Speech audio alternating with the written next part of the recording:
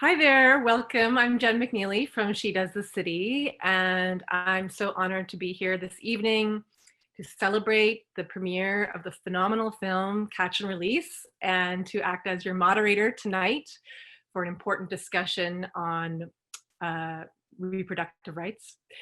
And before I go any further, I want to remind everybody that Catch and Release is available for pre-order now on Apple TV and will be out on iTunes, Canada, and Video on Demand starting tomorrow. But all of you will receive a link this evening to watch it after our discussion. And you can find that link in the chat box. This evening wouldn't be possible without Game Theory Films and Touchwood PR, so thank you. And I also want to say thank you to Soulpepper Theatre, who gave this evening a push to their members. So I think there's a lot of Soulpepper fans in the audience tonight. Also because Nancy Palk, one of the founding members of Soulpepper, is the starring role of Do, but I will introduce her in a few minutes. This evening is also a fundraiser for Sistering, a multi-service agency for at-risk vulnerable women who are socially isolated in Toronto. They obviously need our help more than ever right now. So if you can spare some dollars, every dollar counts, and we will post a link as well in the chat box where you can make your donation. Before I introduce our panel, I want to provide a quick synopsis of the film because unlike many other premiere events, we are doing our Q&A first, and then you are screening the film. So if you haven't read the synopsis, Catch and Release is based on the 1993 Pulitzer Prize nominated play Keely and Do by Jane Martin, who remains, that was a pseudonym, and she remains anonymous to this day. It has been adapted to modern day and takes place on an island in Temagami in Ontario, and it is a psychological thriller about an extremist anti-abortion faction who kidnap and transport a young pregnant woman, Keely, to a remote location in an attempt to force her to bring her pregnancy to term. And that is all I will tell you right now, and I would like to welcome our filmmakers, directors Dominique, Cardona, and Laurie. Colbert. They will appear on the screen very soon. Hello, welcome. Hi. How are you doing this evening for your virtual premiere? Thank you for the great introduction, and we're thrilled to be here and happy to talk about support Sistering. Yes, wonderful organization. Laurie and Dominique have been working together for 30 years, and their first film was Thank God I'm a Lesbian. Thank God they made it. And followed by documentary My Feminism, where they interviewed everybody from Bell Hooks to Gloria Steinem. And that's where a lot of the conversations about abortion and reproductive rights began. And also when they were introduced to Keely and Do and began working on getting the rights, which has been a very long process, but they finally secured them. And in the meantime, they made a bunch of other fabulous films, including Finn's Girl, Below the Belt, Margarita, which won the Audience Award at Inside Out. We are very happy to have you here this evening. Thank you. And the next person I would like to invite onto the screen to introduce is Nancy Palk, who for many of you needs no introduction, but I shall do one regardless. Hello, Nancy. Welcome. Hi, Jen. So Nancy is an acclaimed Canadian theatre actor and director. She is one of the founders of Soulpepper Theatre. She's recently was nominated for a Dogra Award for her outstanding lead performance in Osage County. And in my interview with Dominique and Laurie earlier this week, they said that working with you was a dream come true, in quotes, and described you as one of Canada's best actors. So I think you probably also have a lot of fans in the audience tonight. So welcome, and you are phenomenal in the film. Yes, as Do, it's an outstanding performance. So congratulations. Thank you. The next person I would like to welcome is from our panel, Kavita Dogra. Kavita will come on the screen shortly. I think she's already there, maybe. Okay. Hi, Kavita. Welcome. Hi, Kavita is. I'm not sure why I'm waving, but You know what? We It's do fun, now. it's fun to be animated in these Zoom situations. I've become very animated with waves and thumbs up and so forth. Kavita is the founder of We Talk Women, an organization working to raise awareness about girls and women's rights issues. She also co-chaired the committee that organized the Women's March in Toronto from 2017 to 2019, and she works full-time for an international development charity working to advance children's rights and equality for girls. So welcome. And our final, we have Amanda, sorry, I'm jumping ahead. Amanda Bertucci. Hi, Amanda. Hi, thanks for having me. Of course, Amanda is a lawyer and researcher. She also sits on the board for Sistering. She's a researcher for LEAF, which is the Legal Education and Action Fund, and she also volunteers as a researcher for the Equality Effect, a Toronto-based organization using international human rights laws to seek equality for women and girls. Welcome, Amanda. And at the end, if we have time, I'd love for you to share a little bit about your experience with Sistering. And finally, we have Zain Abdulla, who is joining us from the West Coast tonight in Vancouver. Zain is, hi Zain, is a law student at McGill. And prior to law school, she earned a BA in International Relations and Human Rights and an MA in Human Rights Law. And she's dedicated to intersectional feminism, as I believe everybody here is, and access to justice. And Zain has worked with numerous nonprofit organizations committed to social justice in Vancouver, including the Abortion Rights Coalition of Canada. And that's how I connected with her for this event. So welcome, Zain. There's a lot to talk about with this film, and I'm just going to get right into it and start with the question for Laurie and Dominique, which is Keely and Do came out in 1993. What made you want to revisit it, and what was it that compelled you to make a film based on this play? As you just say, we did that documentary, My Feminism, in '96. And after we read the play, and it really touched us. Because in those questions that we gave to all those women we interviewed who came from so different background, country, religion, everything, it was one point where they were agreeing, which is reproductive rights are essential to any form of feminism wherever they are. And that pushed us to reconsider that really we wanted to do that play because it was so important and so essential to the form of feminism that we want to advance. And as activists, make our part adapting that play. And after a long time, we were able to do it. And it's now more relevant than ever, because of the accession of the religious right to a podium who gave them the possibility to do war on women. And that's why. Mm-hmm. Just add one thing. It took years to get the rights because Jodie Foster had the rights for 7 years. She probably wanted to direct it. And I think that it would have been a big challenge to make this film in the States, whereas when we made this film, we actually didn't tell anybody in Temagami where we were working. We just said we were doing a thriller. So they actually never knew that it was about reproductive rights.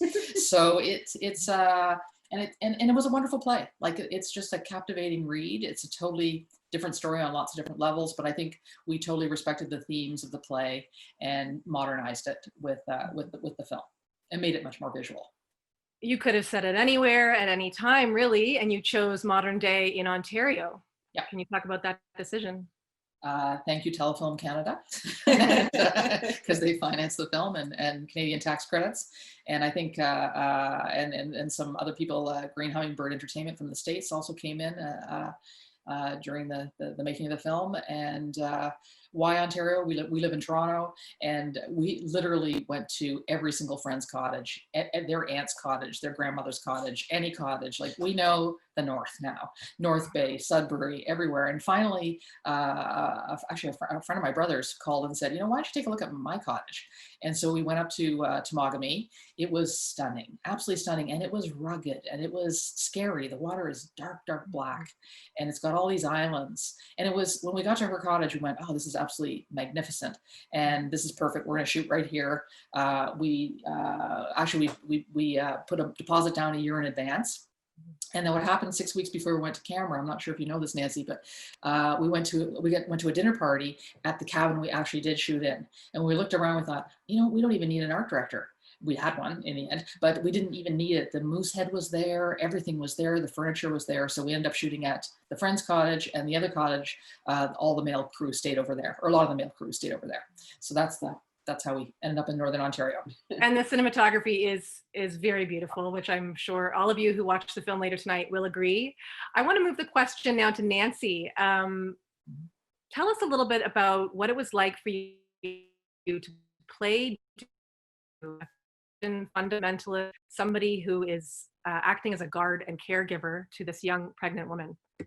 How did you prepare for that role? Well, it's a fascinating process to be an actor, because no matter who you're playing, you have to make sure that you're what I like to call in defense of your character. And so, in spite of the fact that she might be the, if I got the word right, the perpetrator, the one who has power over the victim, I think it's I had to find a way to get behind where she was coming from. Her arc is fantastic, and I wish more people could open their minds to learning what I feel Dew learns to be able to, I have to say, in isolation. In the play, for instance, it's in a basement, and Keely is chained to a bed. We are in a beautiful cottage, you know, with beautiful landscapes, so that you don't see necessarily the kind of imprisonment, in spite of the fact that she is completely isolated. But what's interesting about it is that Dew is also isolated. So together, these two women are forced to listen to each other.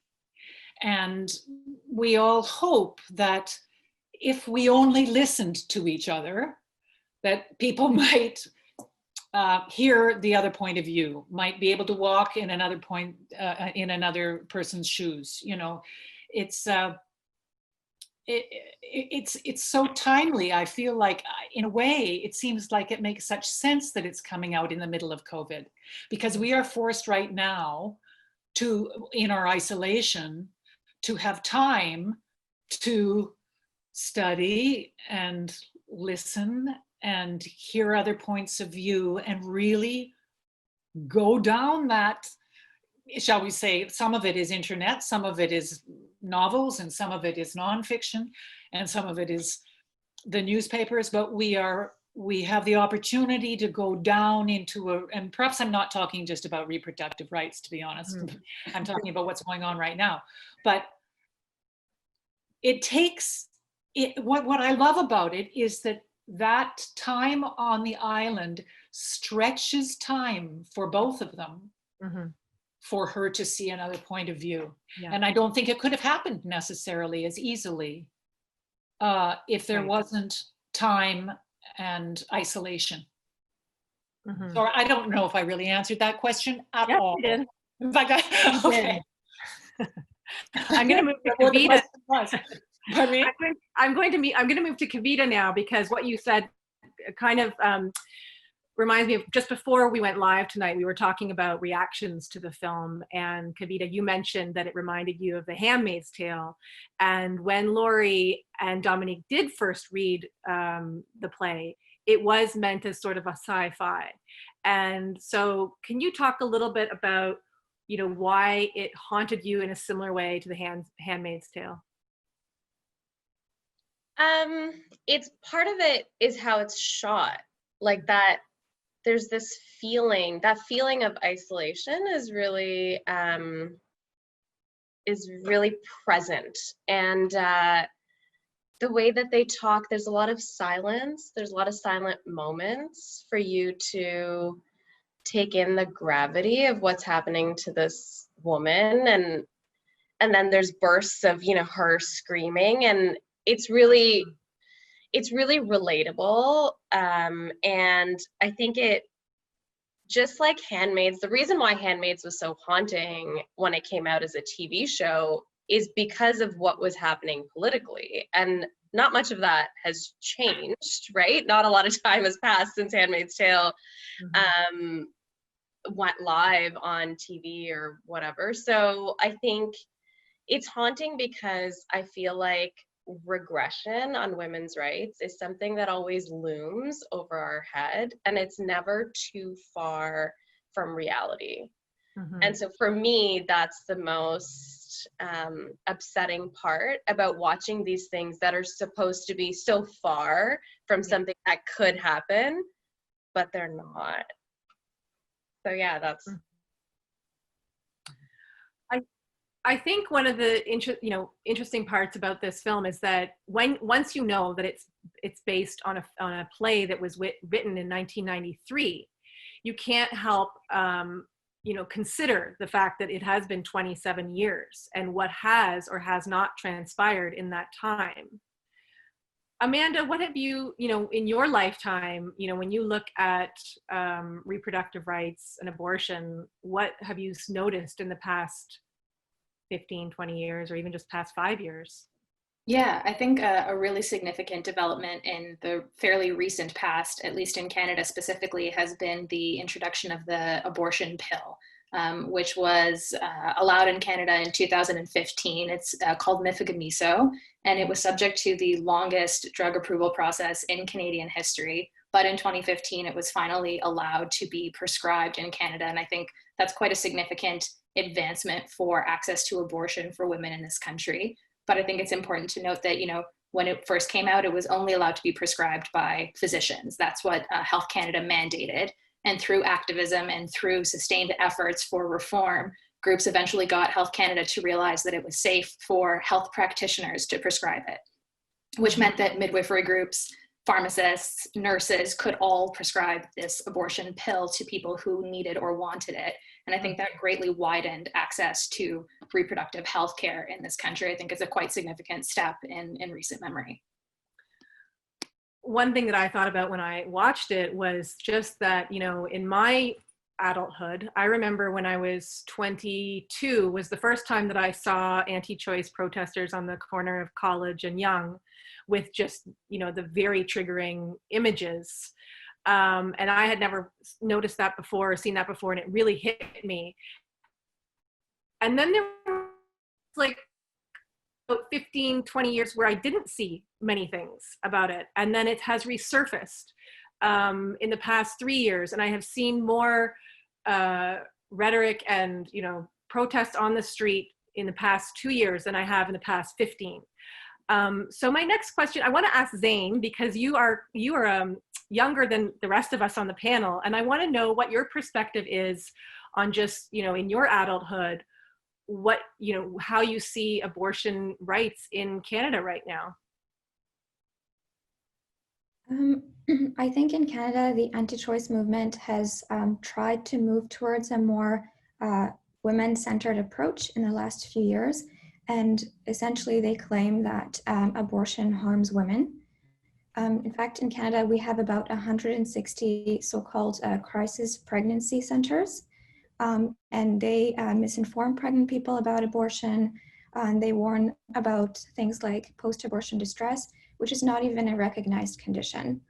And then from a legal point of view, the anti-choice movement has suffered significant losses over the years, and they haven't won a single court case for decades. And essentially, they're trying to replicate the anti-choice success that the US has seen. But in Canada, I think they lack political influence, where legally the right to abortion is in fact very safe. So essentially the pro-choice movement just needs to maintain that status legally. And by doing this gives us more time and capacity to improve on access one of which Amanda spoke about earlier. Thank you, Zain. So I think all of you might agree that maybe, but maybe not. Maybe I'm phrasing it in a different way. But in terms of our women's rights eroding at this moment, I'm just curious to hear your thoughts. Is this like a yes, definitely they are, or how does that statement sit with you? Does anyone feel inclined to jump in? These are big questions. I think there's a rise of everywhere in the world of the religious right, the evangelical, and they declare war on women, be in Africa, be in Asia, be in Europe. They are getting more and more affluent, using the status that they now have in the States, who still is a leader for a lot of those things. And through their action internationally, they prevent women and organizations to help the health of women, considering that any help who can be akin to abortion is refused. So I think that's, yes, they are eroding everywhere. And it's not because in Ireland, finally, they got that right. Everywhere, it's really, they try very hard. Yeah. And Poland they just elected a new president, and he's against gay rights, and the extension of that is going to be anti-abortion as well. There's already a lot of march by the Polish, but he won by such a limited amount, and still he will go for the rights of you know, the majority, the women and the minorities, the gay. That's what the right does.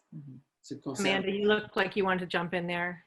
Yeah, I agree with everything that's been said. I think we exist in a state where women's rights are always under threat. And I think for every inch of progress that we make, and as we continue to fight, we're not only fighting to advance the cause, but also to protect the ground that we fought so hard to gain in the first place. So you're fighting doubly, I think, as you continue to fight for progress. And we've seen really recently in the US, I think, two significant examples of this erosion. You know, last week or the week before, the Supreme Court ruled that universities and employers are allowed to deny access to contraception to people who need it on the basis of religious belief. So that's quite a significant erosion.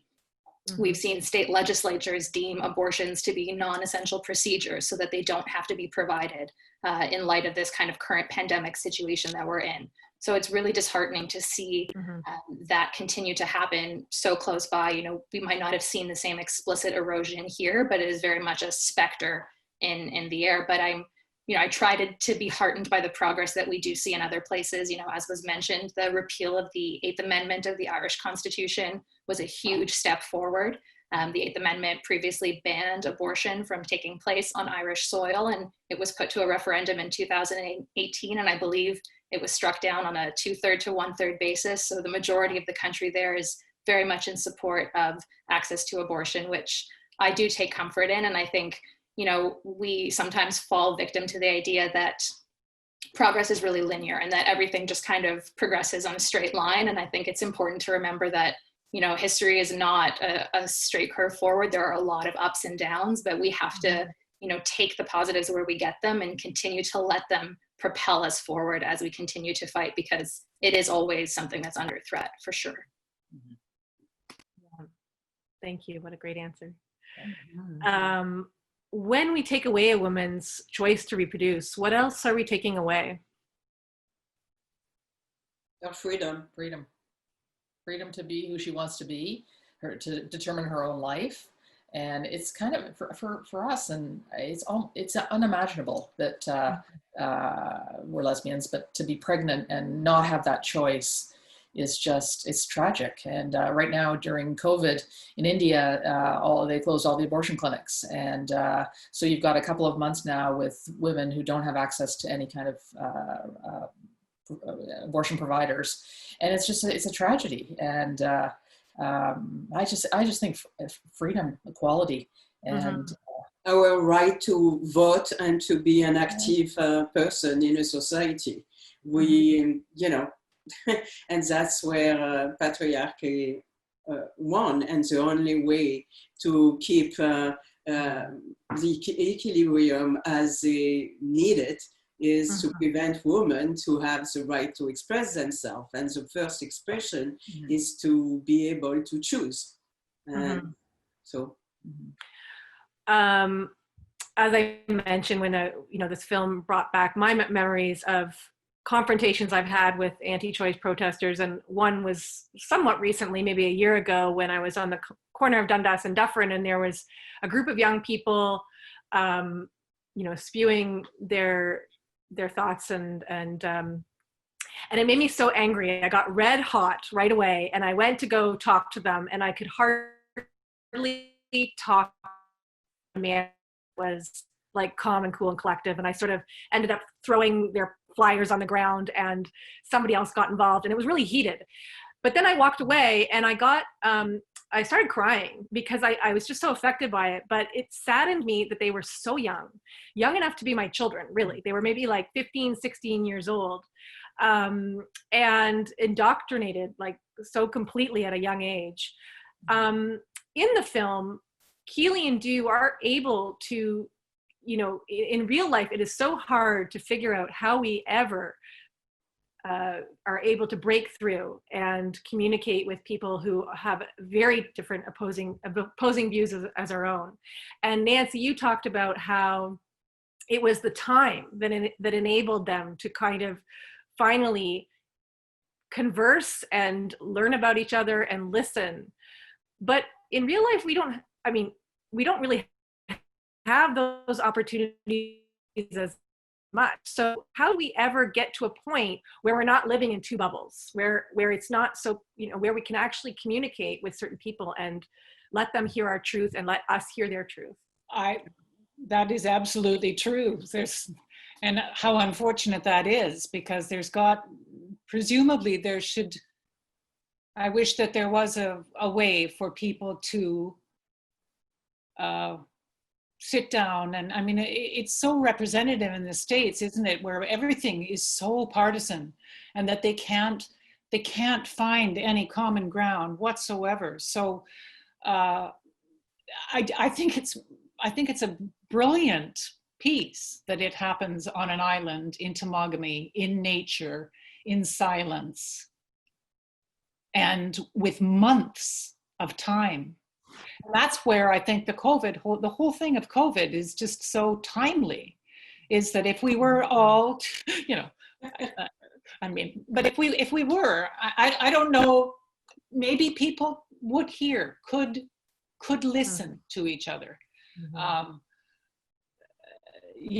One wants to believe that it would all be for pro-choice, but I mean, yeah, it's very difficult would we be willing to really hear where they were coming from? All I can think of is when one has to go about exploring a character, i.e. Dew, she was born into that religion. She was born into that patriarchy.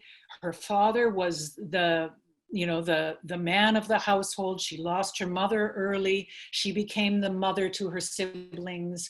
And then she had a husband, and now she has a leader of what might as well be a cult of violence. And so she has had a whole life. How is she? I'm sorry if I'm going to talk about it, but anyway, we once had we were robbed in our very first house. And eventually we got something from the station, whatever, 52, and saying that they had caught the people who'd done the robbery, that they had found them all in a flop house, and that we were all invited to the trial of the young girls who had boyfriends who had done the robbery, but the house itself was filled with sort of my whole neighborhood's stolen property. And so we went somewhat out of interest and heard these stories of you know, a young girl who at the time was probably 15, and she'd been kicked out by her mother at age 11, and she'd gone on the streets and had lived on the streets for a couple of years. And you know, now she had found her way to a house full of stolen property where she was living with a bunch of people. Well, you know, I had to understand where she was coming from, you know, the effort and the gumption it would take to find your way out of a bad situation like that. So you know, my job as an actor is to only look at somebody like Du and think she hasn't, you know, a lot of people are not encouraged to read newspapers. They're not encouraged to watch TV, but for the only station that is, you know, appropriate for their beliefs. And basically they just keep closing those blinkers. And so I had to find empathy for that. Yeah. And so once she was able to hear really someone's personal life, how can you know, there is fact-based information can alter people, you know, but it is a huge, you were eventually able to see the human story in it instead of the list of facts or just first impressions or that kind absolutely, absolutely. And it's not my job to have your reaction toward my side of the story. Do you know what I mean? It's my job is to come right at it from, you know. For the other panelists, what are, you know, all of you dedicate your time and energy to different organizations about equality. I'm sure you feel defeated. What do you think are the solutions to be able to crack through to the other side and have other people listen to you? Want us to just jump in? Yeah, sure. Okay. I think the key is, and what so many organizations do or try to do, is create safe space, right? We have to have this conversation without agenda. It has to be, it can't be, I'm going to try to convince you to come over to my side. It has to just be, tell me what your side is and why is it that you believe this, or why do you hold on to this, and then try to find that common ground, which again, we don't often have the luxury of time, and you do mostly just want to scream at people that protest about things that you don't believe or you don't agree with. And because it is, especially when it comes to reproductive rights, it's very emotional, and you get charged up, whatever side of it that you sit on, even if you sit in the middle, whatever that looks like for you. So I think we have to be able to talk to each other, and not everybody's ready to have that discussion. Some people just want to yell at you, and that's their game, and you have to just ignore it and say, okay, like, we're never going to agree because you don't actually want to talk about this.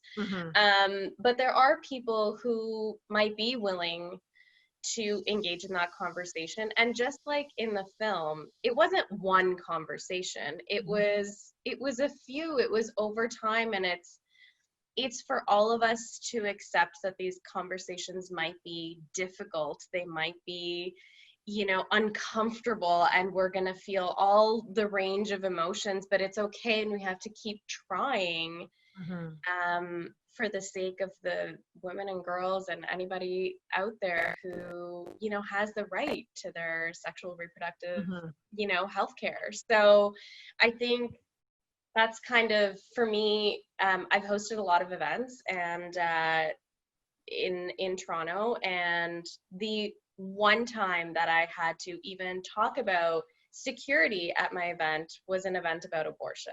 And it was the only time I was trolled on Twitter.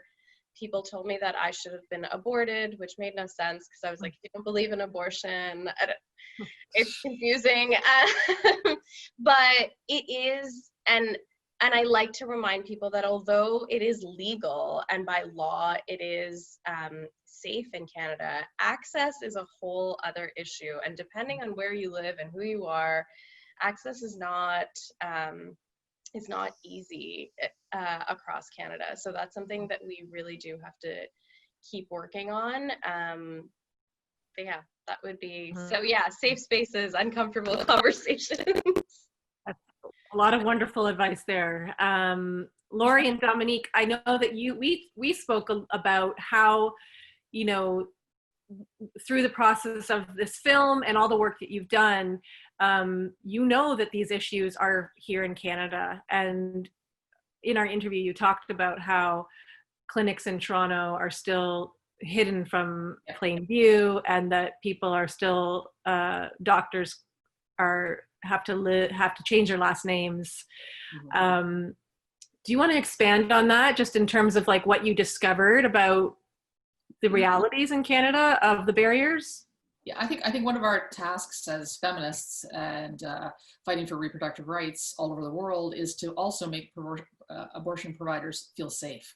And I think that that's a huge issue, because I think we have met a couple of abortion providers in the last 20 years. And for instance, in Canada, I think we can get kind of smug about the whole deal, because I know that there's a abortion provider in Vancouver, but her whole family lives in Victoria. And I don't want to out her or anything like that, but people do go by different names at the hospital. Their children go by different names. And we found that in Palm Springs. We did a fundraiser for Planned Parenthood in November, and there was a fabulous speaker, and she's head of the chapter for the the West Coast Pacific chapter, who's just a fabulous woman. And her kids go right by a different name. She goes by a different name at the hospital. She had a different name on the panel with us. There was definitely, she said, if someone's going to shoot me, they're going to shoot me. She lives in San Diego, but she said she would never provide any abortions in Alabama, Georgia. She just wouldn't go to any of those states because she just thinks it's just too dangerous. And so it really let us see, and Morgentaler, like we met Morgentaler, and we met women, Nikki, who worked for Morgentaler for all these years. Finally, I mean, they were starting to harass her kid.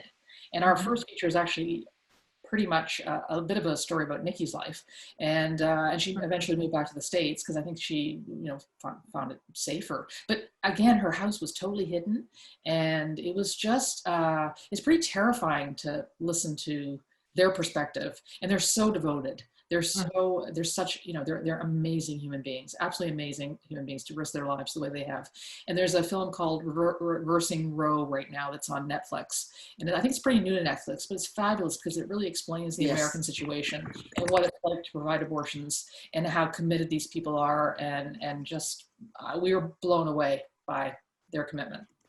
And by the sadness of the situation now, where, all those fights, it's just to keep something instead of expanding for something, because I think education, if we want really to have a conversation, we have to have people who know what they are talking about, instead of giving those little snippets like partial abortion, which doesn't mean anything, but behind that you can hide anything. So education, respect, humanity, all those things have been lost. And that's what makes it so difficult to have that conversation.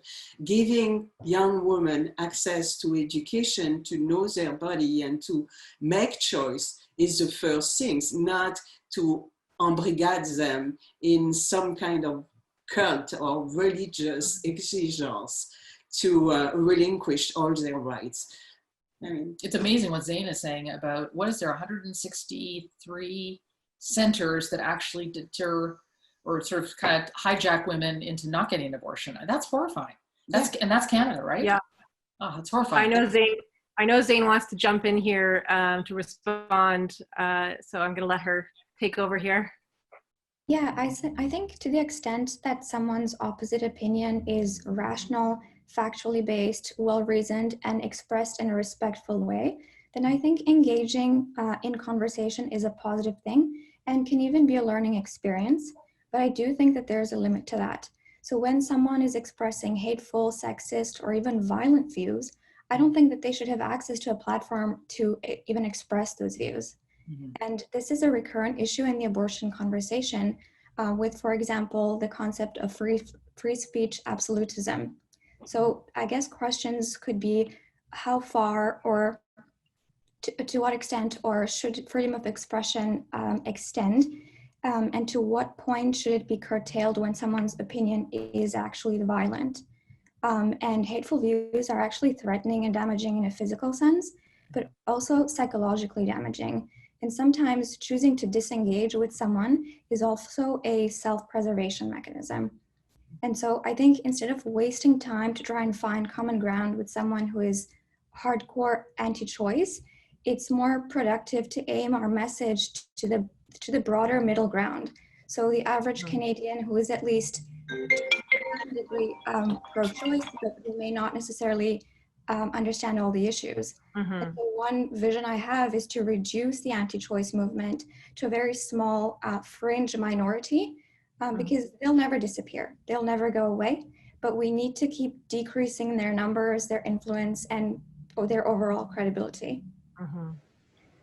And that's a wonderful strategy for so many inequities in society, right? Is to speak to the middle. That's sort of that you might be able to persuade, but don't bother with people who's going to suck your energy and be hateful.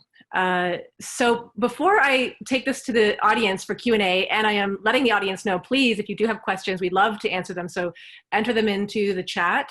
But in the meantime, I want to just finish up by asking Laurie, Dominique, and Nancy what the most rewarding part of this project has been for you.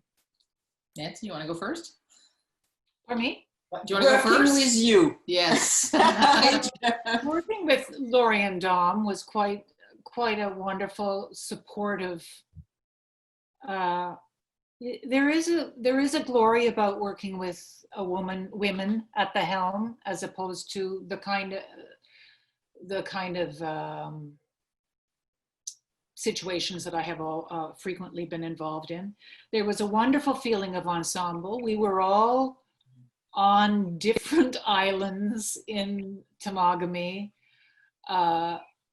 It was sort of like summer camp.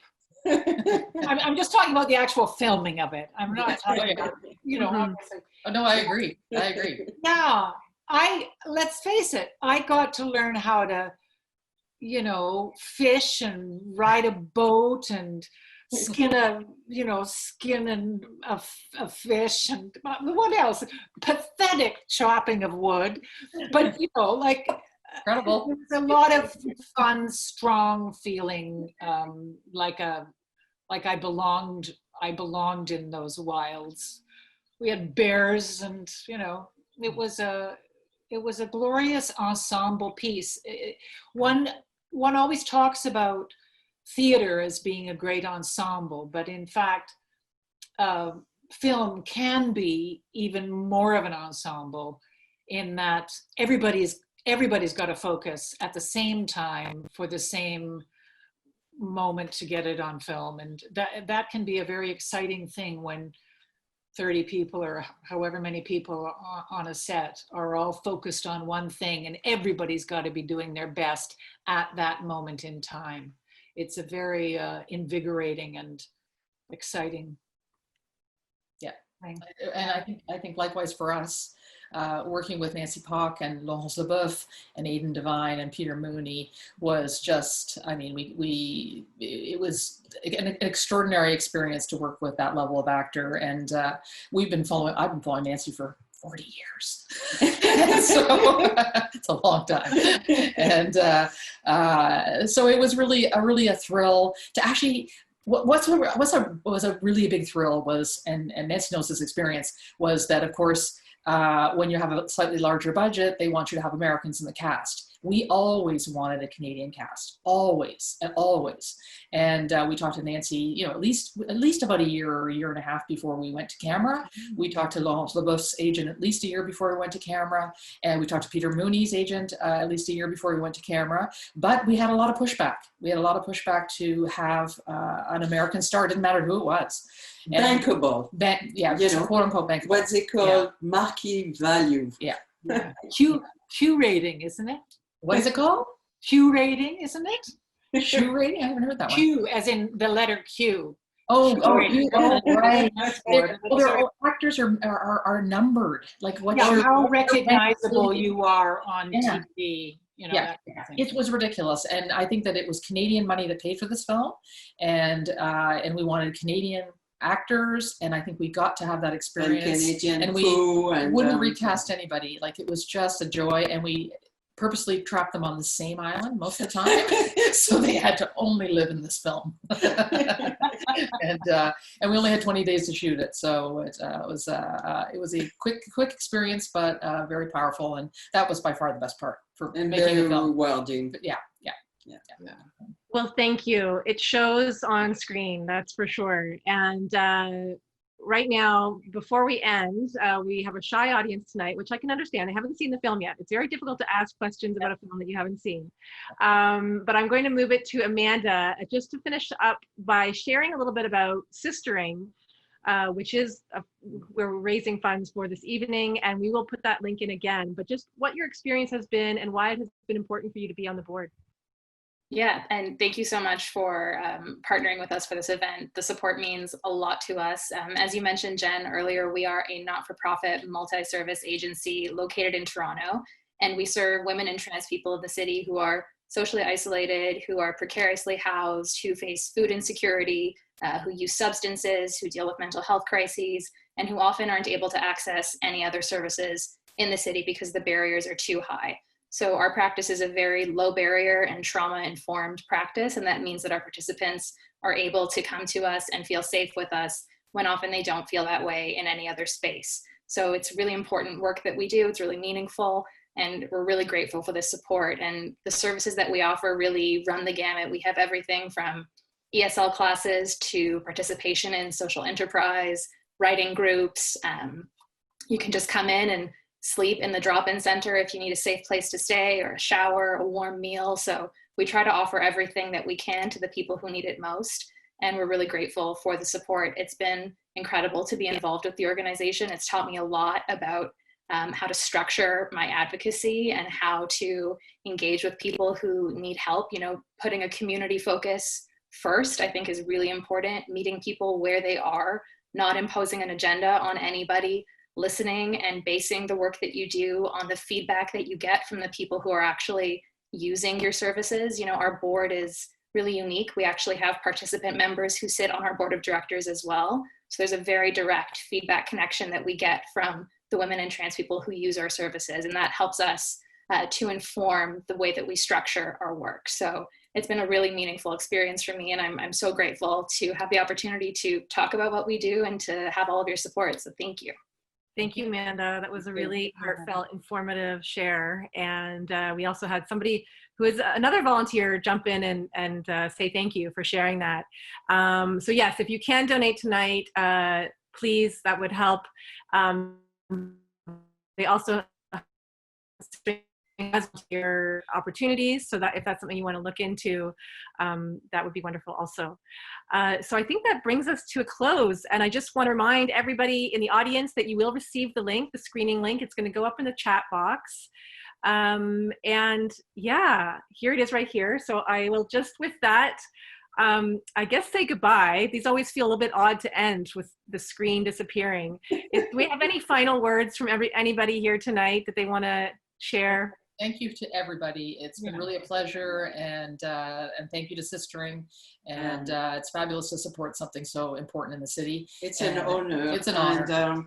And really, I'm so happy. And thanks, Jen, for moderating us all. And yes, it was very much my pleasure. And you know what? I did watch the documentary that you recommended on Netflix, Reversing Roe, and I do feel like it's wonderful, like complimentary to your film. So everybody tonight also, you know, watch Catch and Release this evening, and then, you know, watch the documentary another time, and it really pushes the conversation in a whole lot of different directions. So it's a fabulous film. Yeah. Thank you to all the panelists, Kavita, Amanda, and Zain. I really appreciate your time and energy. Nancy, wonderful to get to know you this evening. You are absolutely phenomenal in this film. And Laurie and Dominique, it has been an absolute pleasure getting to know you as well. Thank you, Jen. Thank you. Thanks Thank you for everybody. having us. Thank you, everyone. Bye. Bye-bye. Wonderful to meet you. Yes.